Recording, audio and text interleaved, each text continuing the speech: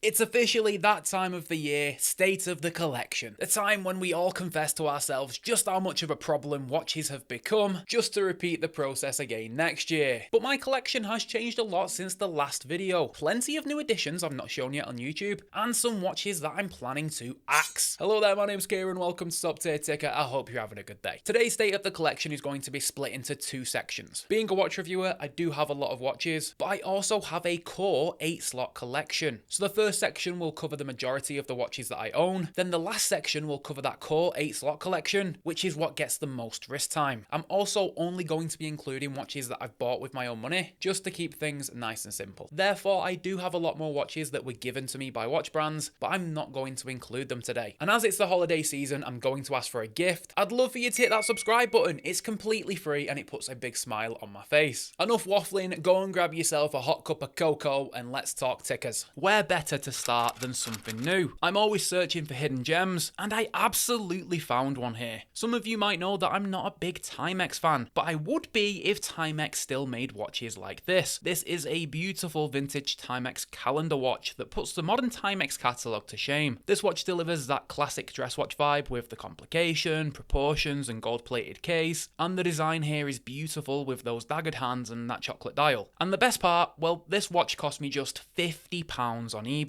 Condition is amazing for the age, barely even a scratch on it, and this beautiful leather strap matches the dial perfectly. Just 35mm in size, but let's be honest, that's how big a dress watch should be. Not quite in my core collection, but a watch that I'm more than happy to have laying around. And no, it's not for sale. Now, one of the oldest watches in my collection, the Orient Casio. I've waxed lyrical about this watch on so many occasions now, so I'll save you the song and dance. Just know that I love this watch and I have a lot of respect for it. I think most rightfully fall in love with the dynamic red dial here, and trust me, it doesn't lose its charm. Still a watch that puts a smile on my face whenever I pull it out. It doesn't get as much wrist time as it used to, but it's a forever keeper. It reminds me of my early collecting days, a bit of nostalgia if you will. Are you even a watch collector if you don't own an F91W? I've owned the black one previously, which I absolutely destroyed at my last job, so I picked up the baby blue. This one gets treated much better and lives a very quiet life. This mostly gets wrist time during the summer and on my holidays. It's a fun little watch to wear down to the beach and around the pool, and I'm sure it could survive a quick dip if I needed it to. I also have this little analog Casio. I picked it up a few weeks back to review, I just haven't got around to it yet. I've worn it a few times, it seems good enough for the money. It's almost like the F91W and Cartier tank had a baby, and let's be honest, you can't really go wrong for £20, can you? Some of you may be surprised not to see this watch in my core collection, because it was in there for quite a while, but it's dropped out due to a new edition, which we will cover soon. I've always had a bit of a struggle finding chronographs, but I finally found one I liked with this Root TPS. Vintage inspired with the case, layout, and crystal, but the colours here give it a super modern vibe. Not a spec monster by any means, but a beautiful watch with some decent finishing. Again, a watch that mostly comes out during the summer. Another new addition, a Tag Heuer 2000, and yes, this is my second one. It's so nice, I had to buy it twice. I have a Tag 2000 in my core collection, which I'll reveal soon, but I found myself wanting another. These grey dial ones have a stone effect to the dial finish, which I think looks really quirky, and these are just so well priced on the secondary market. You can pick them up for under $300, which I think is an absolute bargain. Sure, they aren't spec monsters, but they're jam-packed with character and charm. They're also ridiculously comfortable due to the slenderness. We then have the watches that I've built myself. I couldn't find a good affordable skeleton watch, so I decided to build one. I bought all of the parts from AliExpress for less than $100. The only problem here is that it's missing the seconds hand because I just couldn't get it on. Truth be told, I'm not too happy with how this one has turned out. I'll likely do some modifications to it next year to get it looking a little bit better. I am, however, extremely happy with how this one turned out. This is my titanium pilot's watch. Again, I built this one myself using cheap parts from AliExpress, totaling less than $100. Full titanium case, sapphire glass, genuine no-date Seiko automatic movement, and I actually managed to get the seconds hand on this time. I think this one looks really well put together, and I absolutely love the golden cathedral hands on this watch. Then I decided to build a diver. I wanted something with Pepsi colours with some skeletonized elements, but it didn't exist, so I built my own. Skeleton dial, custom date wheel, skeletonized hands, and obviously everything is red and blue. This one turned out good, definitely better than the skeleton, but not quite as good as the pilot's watch. Building watches is so much fun, and I'm looking forward to building many more. This next watch has had a huge impact on my life this year. I've always wanted to be a runner, and this year I actually started. For the past 8 months, I've been running 4 to 5 times every single week. I've managed to get my 5k time down from 33 minutes to just 22, and I wear the Casio AE1300 on every single run. It's a bit sweaty and a bit greasy, but it's a watch that means a lot to me, especially because it was a gift from my mother. Who needs a smartwatch when you can wear a Casio? This was my first ever Swiss automatic watch, and it's the first time I ever spent over £100 on a watch too. It's the Tissot Automatics 3. Truth be told, I haven't worn this watch in forever, but like the Komatsu, it's a forever keeper. It features a vertical day-date complication, so you get that perfect symmetry, and the watch is just 9mm thick with an automatic movement. These are becoming increasingly harder to find, so good luck finding one if you like it. And one more watch before we get into my 8-slot core collection. Yes, I still have my Sander 1108. Yes, it's a cheap Chinese knockoff of the Cartier tank, but it's so much fun to wear. I pull it out on the occasional Sunday and pretend that I own a real Cartier. Which brings us to the next section. A couple of big hitters that didn't quite make it to the end of the year state of the collection. I did actually own a real Cartier earlier in the year. I picked up a Santos Galbet in two-tone. However, there was a problem with the bracelet, so unfortunately it had to go back, and that ruined the experience a little bit for me with this watch. And then I got cold feet on the model, but I'm sure this is a watch that I will revisit in the future. I also tried a Nomos Ludwig, another watch that I was after for a very long time. The watch was beautiful, but something was missing. I really didn't like how the watch looked on leather straps, and my intention here was for this to be my dress watch. So that obviously just doesn't work. I did take a small loss on this one, but the experience was more than worth it. But it's not about what didn't make it, it's about what did. So let's build my core 8-slot collection one by one. By the way, I highly recommend this plastic watch case. It's nothing fancy, but it's extremely tough and durable. It's also fitted with soft foam inside, so your watches will always be safe. I'll leave a link for it in the description. Kicking off with my Tag Heuer 2000 in two-tone. Yes, I now own a grey one, but this is the original. This was a massive impulse purchase. I saw it on eBay for a decent price, clicked buy, thought I'd wear it for a few weeks and move it on. Little did I know it would stick around for a while. I can't quite explain why I enjoy this little quartz watch so much. I think it's one that you'll just have to experience for yourself, because everything on paper points towards this being a crap watch. It doesn't even have a sapphire crystal, for goodness sake, but there's just something about it that works. My latest addition, just over a week old, is my new Baltic. I've quietly been a fan of the brand from afar, never done any reviews for them. I've just appreciated their vintage inspired designs. And finally, on my trip to London for Watch Pro, I picked one up. Admittedly, quite expensive for what's on offer, but I simply love the design here. Silver sector dial with different details and finishes, blue leaf hands, and a beads of rice style bracelet. This watch is simply beautiful. However, it has one big problem. This watch features a ghost date position, which to some might not even be an issue, but to me, it's a big deal. It just hurts me inside when I know that a watch has a ghost date. So I haven't been enjoying this Baltic like I should be. Yes, I know I should have known this before I bought it, but I made a rookie error and presumed that Baltic wouldn't be so amateur. I even keep pulling the crown out to the ghost date position and messing with the date. It's almost like I enjoy the pain. So although this is my newest watch, only a week old in fact, I can't see this one lasting more than a month. I suppose you live and you learn. However, one watch that is going absolutely nowhere is my Omega Seamaster. I've had this watch since March, and let me tell you, I've loved every second of it. I was so worried when I bought the watch that maybe it wouldn't fit me or I wouldn't like it, but all of my worries went away in an instant as soon as I unboxed it. Perfect size, perfect design, just bloody perfect. Some call this the last proper tool watch that Omega made in the Seamaster line, because since this model they've gotten thicker, heavier, shinier. Basically they've transformed it into a modern luxury diver, whereas this one isn't. Yes, it's a luxury watch in terms of the cost, but the actual watch is simply a tool. It's made to be thin, light, and as durable as possible, without the flash and sparkle of your modern day luxury diver. And my word, have I treated it like a tool. This watch hasn't been babied, let me tell you. I've battered it around, swam in the ocean with it, smashed it off door handles. It's getting some proper use. I've already put plenty of scratches on the clasp, the bracelet, the case, the bezel. I haven't even looked at another dive watch since March because I simply don't need one. And I can only wish that everyone finds a watch that makes them as happy as this Seamaster makes me. Only one chronograph in my Core 8 slot collection, the Studio Underdog Goofy Panda. Again, never done any reviews for Studio Underdog, I'm just a fan. I finally got my chance to buy one of these a couple of months back after waiting almost a year to buy one, and I've been happy with it from day one. It's a real beauty of a piece. The Watermelon might be the most popular, but this one is the sweet spot in my opinion. It has a quirky side, but it's also a serious chronograph. It's also cool to have the mechanical ST1901 in the collection, a bit of an icon when it comes to affordable watches. Yes, you can find it in watches costing much less, but are they as cool as this Goofy Panda? I think not. So I can't see this one going anywhere anytime soon. Let's be honest, everyone needs a Seiko in their collection. I know they can be a bit hit and miss sometimes, times, but they're easily one of my favourite watch brands. It was love at first sight with the Seiko 5 SRPG63. I thought that it was simply unlike any other Seiko, or any other watch for that matter. It features a textured dial that wouldn't look out of place on a Grand Seiko. Some enthusiasts have nicknamed this watch the Lunar because the dial resembles the surface of the moon. Seiko officially called it the Cement, but Lunar is definitely a little bit cooler. Seiko did something a bit different with this watch. They gave it a stonewash finish, which is unusual in itself, but then they also gave the hands on the watch a stonewash finish. Again, super unusual. It is a Seiko 5 that's very different from the rest, which is why I personally like it. After my struggles with the Cartier and Nomos, I was left with a Roman numeral dress watch size hole that needed to be filled. Step up the Frederique Constant Slimline, an underrated Swiss watch brand that I think is going to be a big player in the future. These guys are doing some very impressive things when it comes to in-house movements. Yes, this watch is super thin, hence the name Slimline, coming in at just 5.4mm. Combine that with the 37mm case, and it wears an absolute treat. Nice looking dial with its guilloche finish, and the sub-seconds register adds a little bit of class. Retail price on these is like $800, but you can find them for a third of that on the secondary market because they're so underrated. Simply pop on a new leather strap and you're good to go. This one hasn't wowed me or stolen my heart, but it's definitely filled the gap that was left by the Santos and the Ludwig, with a lot of change left in my pocket. The only field watch in my whole collection, and a watch that means a lot to me. The Islander Rangemaster. Limited edition of 1,000 pieces, and designed by the GOAT of watch YouTube, Mr. TGV. This watch is a brilliant little field option. Islander and TGV set out to create the ultimate Hamilton car key alternative. Thinner, better loom, better water resistance, and also cheaper. It shares some elements from the Tudor Ranger with the design, and obviously a bit of Rolex Explorer influence in there too. But more than anything, this watch is special to me because of who designed it. I am a massive TGV fan. He's the main reason why I'm into watches and making videos right now. So this watch means a lot to me because of that. And T, if you're watching this, grazie. And my most worn dress watch this year is my Bowcroft Seeker. This watch was originally on loan from Bowcroft, but I simply couldn't let it go back. I told them to send me an invoice for the watch because I loved it that much, which is the first and only time that has happened. I then bought the Bowcroft mesh for it a few weeks back, which has boosted my love for it even more. This watch just hits me different, man. Perfect symmetry of the dial, the beautiful leaf hands, and that teal gradient finish. For me, it's British design at its very best. So what's next? Well, there's 3 watches that I'm eager to bring in next year, and you might have noticed that there's no pilot watch in the collection. Well, that'll definitely change next year. I'm still going to bring in the Laco at some point soon. The Blue Aachen has been on my radar for far too long. I'm also wanting to bring in a Breitling. It's a brand that I have a lot of respect for, and to be honest, I'm desperate to get one for my collection. Either the Aerospace or Chronospace is my pick here. The Annie Digi would be a cool addition to the core collection with all the complications. I'm leaning more Chronospace because I enjoy the look of the bezel more, but the Aerospace is made from titanium, which is very tempting. Either way, it'll be a winner. I'll be a happy camper. Then, although I'm not technically looking for a diver, I wouldn't mind trying out a compressor. I could either go micro brand here with something like the Alkin Model 2 full loom, or I could go Swiss and get the Longines Legend diver. Either way, I will be looking to add one of those to my collection next year. Share your state of the collection in the comments below. I always enjoy hearing what other people have chosen. And if you missed my last video where I went through all 70 watches that I reviewed throughout 2024, then go and watch it right here. 70 watch reviews in one video. It took so long to put together, but there's some awesome watches in that video. Go and check it out. I'll see you over there.